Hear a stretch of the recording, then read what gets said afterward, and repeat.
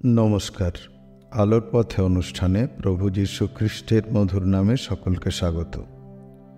পবিত্র আত্মা অর্থাৎ পিতা, পুত্র, পবিত্র আত্মা, এই তিন সত্তার মধ্যে সর্বাপেক্ষা কম আলোচিত এবং বহুলাংশে ভুল ধারণা প্রযুক্ত একটি সত্তা।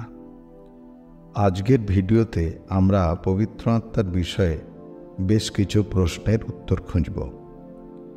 এই বিষয়ে গভীরভাবে জানতে সর্বশক্তিমান ঈশ্বরকে প্রার্থনা করি যেন ঈশ্বর তার পরাক্রম বাক্যের মধ্যে দিয়ে আমাদের বুঝতে সাহায্য করেন। পবিত্র আত্মার সম্বন্ধে প্রিয় বিশ্বাসী, চোখ বন্ধ করুন, আসুন প্রার্থনা করি।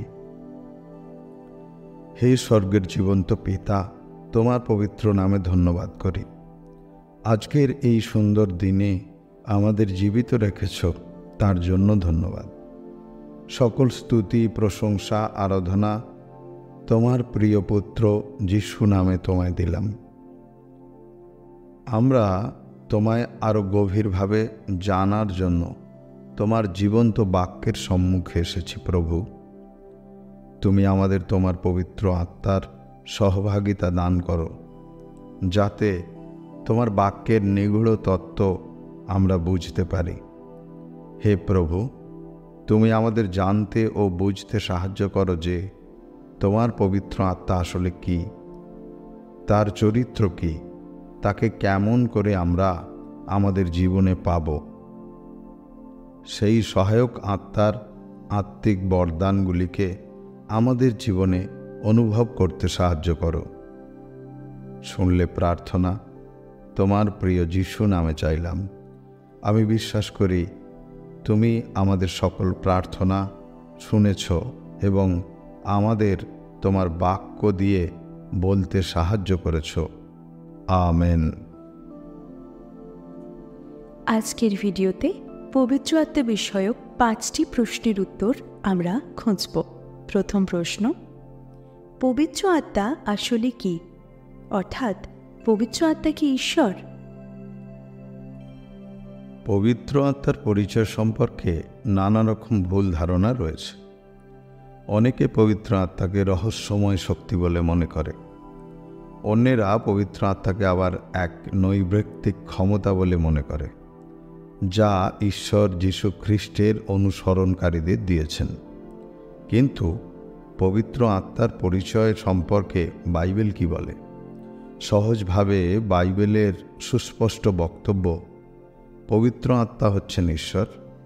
পবিত্র বাইবেল আরও বলে যে পবিত্র আত্মা একটি আত্মিক সত্তা, এমন এক অস্তিত্ব যার রয়েছে মন, আবেগ এবং ইচ্ছা।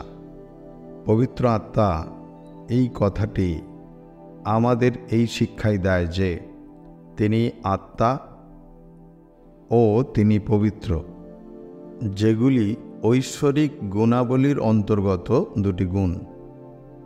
তিনি শাশ্বত। প্রত্যেক প্রাণী, প্রত্যেক দূতের একটি করে আরম্ভ আছে। একমাত্র ঈশ্বরই শাশ্বত।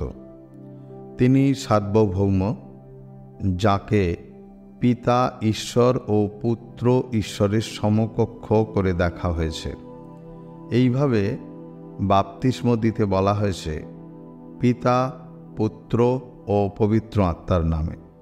এই বিষয়ে আমরা অবশ্যই দেখব পবিত্র বাইবেলের নতুন নিয়মের লুক 11 অধ্যায় 13 পদ, ইব্রিয় 9 অধ্যায় 14 পদ এবং মথি 28 অধ্যায় 19 পদ।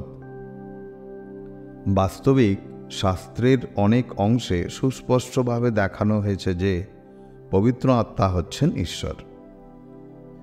যেমন প্রেরিত 5 অধ্যায় যদি দেখি, সেখানে অননীয় সাফিরার বিষয়ে আছে। তারা পবিত্র আত্মা প্রাপ্ত সেই পিতরের কাছে মিথ্যা বলেছিল। পিতর সেই কথাগুলোকে উল্লেখ করছে এইভাবে, তুমি পবিত্র আত্মার কাছে মিথ্যা বলিলে। পরে বলছে, তুমি মনুষ্যদের কাছে মিথ্যা কথা কহিলে এমন নয়, ঈশ্বরেরই কাছে কহিলে। পিতর এই পদগুলিতে অননীয়র সামনে সাহসের সাথে বলেছে কেন সে পবিত্র আত্মার কাছে মিথ্যা কথা বলেছে। সে আরও বলেছে যে অননীয় আসলে মানুষের কাছে মিথ্যা বলেনি, কিন্তু ঈশ্বরের কাছে মিথ্যা বলেছে। এটা তো সুস্পষ্ট ঘোষণা, পবিত্র আত্মার কাছে মিথ্যা কথা বলা মানে ঈশ্বরের কাছে মিথ্যা কথা বলা। এবার আমরা দেখব এই যে পবিত্র আত্মা, তার মন, আবেগ, অস্তিত্ব, ইচ্ছা এসবগুলো আছে। মন বা আবেগ, পবিত্র আত্মার হৃদয় অর্থাৎ মন আছে, যা বিশ্বাসীদের আচার ব্যবহারের জন্য দুঃখিত বা ক্রুদ্ধ হয়ে ওঠে। ইফিসীয় 4 অধ্যায় 30 পদে লেখা আছে, আর ঈশ্বরের সেই পবিত্র আত্মাকে দুঃখিত করিও না, যাহার দ্বারা তোমরা মুক্তির দিনের অপেক্ষায় মুদ্রাঙ্কিত হইয়াছ। মথি 12 অধ্যায় 31 পদে লেখা আছে, এই কারণ আমি তোমাদিগকে বলিতেছি, মনুষ্যদের সকল পাপ ও নিন্দার ক্ষমা হইবে, কিন্তু পবিত্র আত্মার নিন্দার ক্ষমা হইবে না। অস্তিত্ব, যেহেতু পবিত্র আত্মা ঈশ্বর, তাই পবিত্র আত্মা সর্বত্র বিরাজমান। উদাহরণ হিসেবে গীত সংহিতা 139 7 থেকে 8 পদ যদি দেখি, যেখানে তার সর্বত্র উপস্থিতির কথা বলা হয়েছে। আমি তোমার আত্মা হইতে কোথায় যাইব, তোমার সাক্ষাৎ হইতে কোথায় পলাইব? যদি স্বর্গে গিয়া উঠি, সেখানে তুমি, যদি পাতালে শয্যা পাতি, দেখো সেখানে তুমি। প্রিয় বিশ্বাসী, একমাত্র ঈশ্বর ছাড়া কারোর পক্ষেই সর্বত্র বিচরণ করা সম্ভব নয়। পবিত্র আত্মার ইচ্ছা আছে। 1 করন্থীয় 2 অধ্যায় 10 থেকে 11 পদে আমরা দেখতে পাব পবিত্র আত্মার সর্বদর্শী গুণ বৈশিষ্ট্য। কারণ আমাদের কাছে ঈশ্বর তাঁহার আত্মা দ্বারা তাহা প্রকাশ করিয়াছেন। কেননা আত্মা সকলই অনুসন্ধান করেন, ঈশ্বরের গভীর বিষয় সকলও অনুসন্ধান করেন। কারণ মনুষ্যের বিষয়গুলি মনুষ্যদের মধ্যে কে জানে? কেবল মনুষ্যদের অন্তরস্থ আত্মা জানে। তেমনি ঈশ্বরের বিষয়গুলি কেহ জানে না, কেবল ঈশ্বরের আত্মা জানেন। প্রিয় বিশ্বাসী, বাইবেলের নিগূঢ় তত্ত্ব যদি আমাদেরকে বুঝতে হয়, তাহলে আমাদের অবশ্যই এই সত্য স্বীকার করতে হবে যে ঈশ্বরের গভীর অন্তরস্থ বিষয়গুলির সঠিক অর্থ অনুধাবন প্রাণিক মানুষের সীমিত জ্ঞান দ্বারা সম্ভব নয়, বরং ঈশ্বরের আত্মা অর্থাৎ পবিত্র আত্মা দ্বারাই করতে হবে। এই পদ থেকে আমরা বুঝতে পারি পবিত্র আত্মা নিশ্চিতভাবে একজন ঐশ্বরিক সত্তা, কারণ তিনি চিন্তা করতে পারেন এবং তিনি সর্বজ্ঞানী। ঈশ্বরের আত্মাই যে পবিত্র আত্মা, তা স্পষ্টরূপে বোঝার জন্য আমরা 1 থেসলোনিকীয় 4 অধ্যায়ের 8 পদটি পড়ব। এই জন্য যে ব্যক্তি অগ্রাহ্য করে, সে মনুষ্যকে অগ্রাহ্য করে তাহা নয়, বরং ঈশ্বরকেই অগ্রাহ্য করে, যিনি নিজ পবিত্র আত্মা তোমাদিগকে প্রদান করেন। দ্বিতীয় প্রশ্ন, বাইবেল কিভাবে পবিত্র আত্মাকে বর্ণনা করে? পবিত্র বাইবেলে পবিত্র আত্মার প্রতীক হিসেবে বেশ কিছু বিষয়কে চিহ্নিত করা হয়েছে। অনেক ক্ষেত্রেই খ্রিস্ট বিশ্বাসীরা এই সমস্ত প্রতীকের সঠিক অর্থ না জেনেই বাহ্যিক বিষয়টিকে বেশি গুরুত্ব দেন। তাই আজকে আমরা দেখব যে এই প্রতীকগুলির সত্য অর্থ আসলে কি। কপোত, পবিত্র আত্মার সর্বাপেক্ষা জনপ্রিয় প্রতীকগুলির মধ্যে একটি হল কপোত অর্থাৎ পায়রা।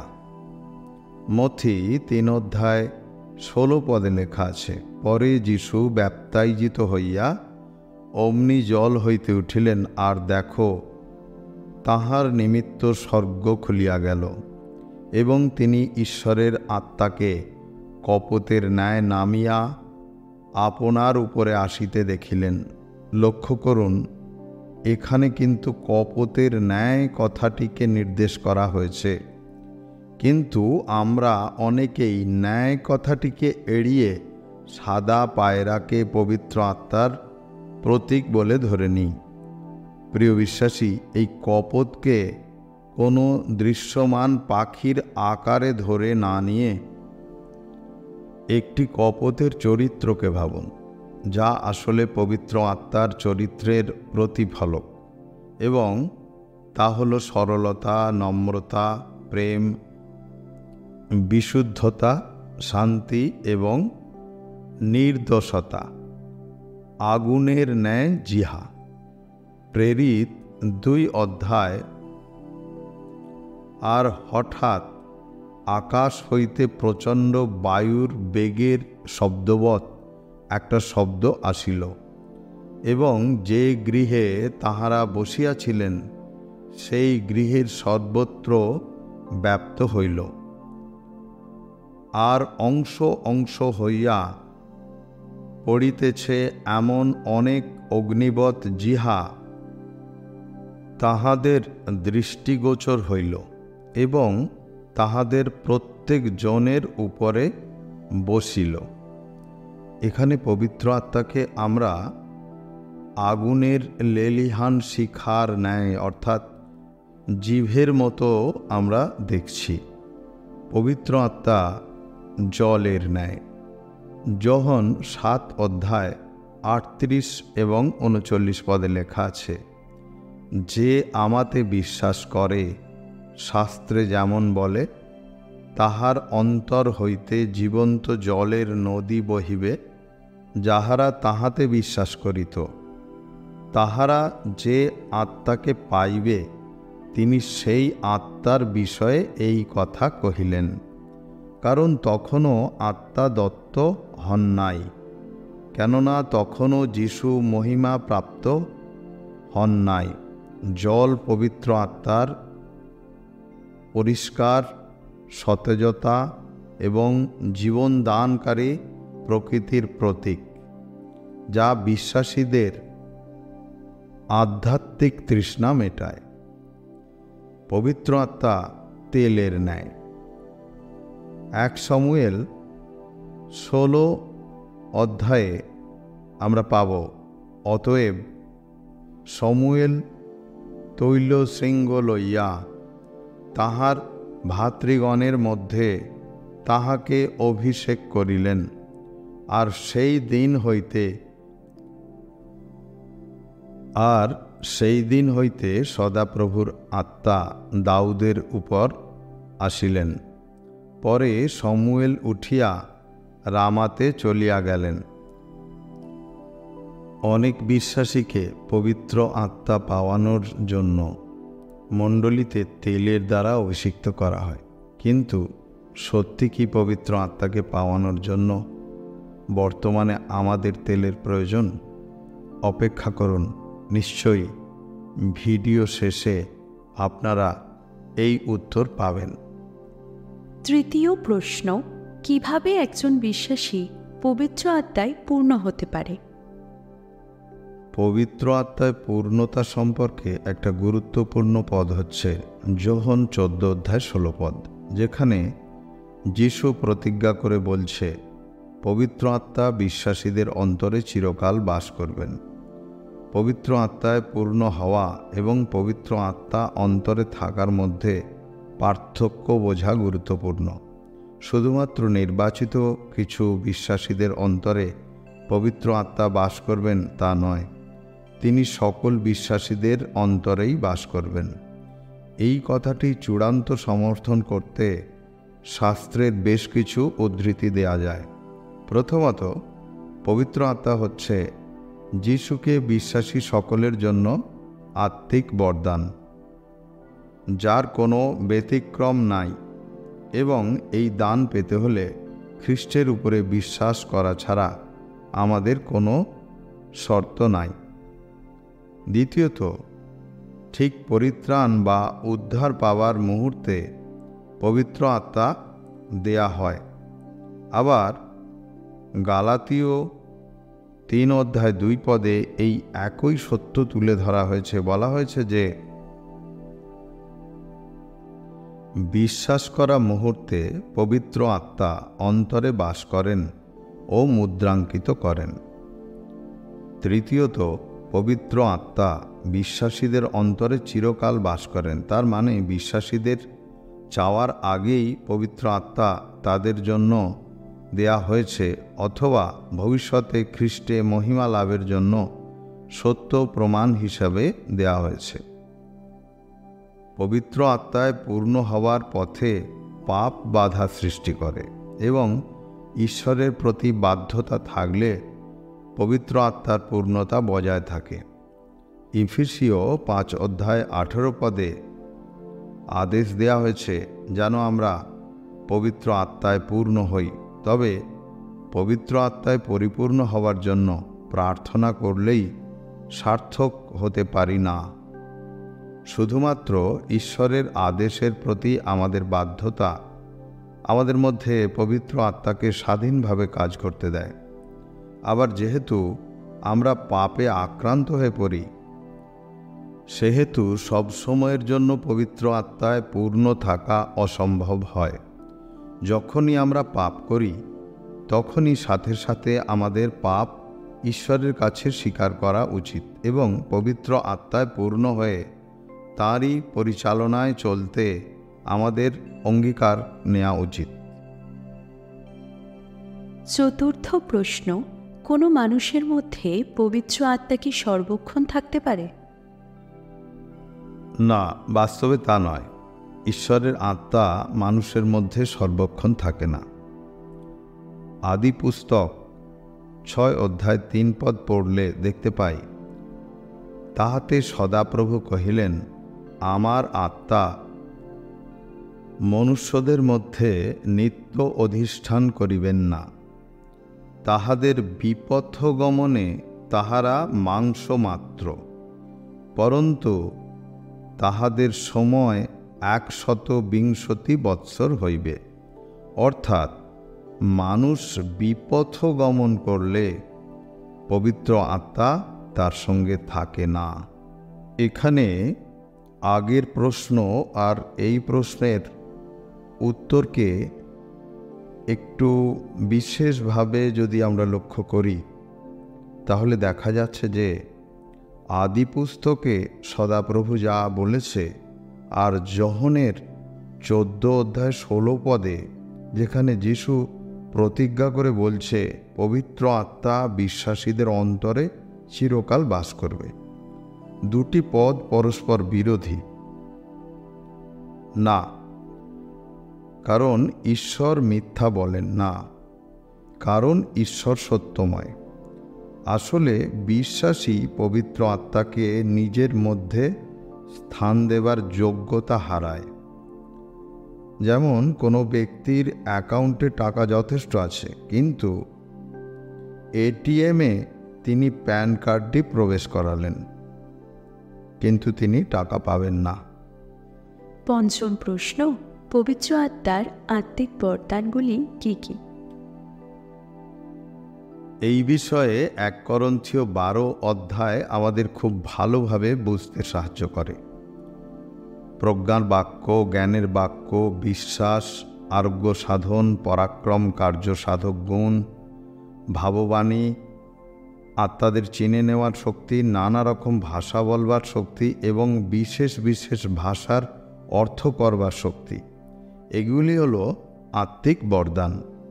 এই সকল দান আমাদের পেতে চেষ্টা করতে হবে এবং সে বিষয়ে আমাদের যথেষ্ট যত্নশীল হতে হবে। প্রভুর কাছে আমাদের বিশেষভাবে প্রার্থনা করতে হবে যাতে আমরা পবিত্র আত্মার এই অনুগ্রহ দানগুলো পেতে পারি। তাই 1 করন্থীয় 12:31 আমরা পাঠ করব। তোমরা শ্রেষ্ঠ দান সকল প্রাপ্ত হইতে যত্নবান হও, পরন্তু আমি তোমাদিগকে আরও উৎকৃষ্ট এক পথ দেখাইতেছি।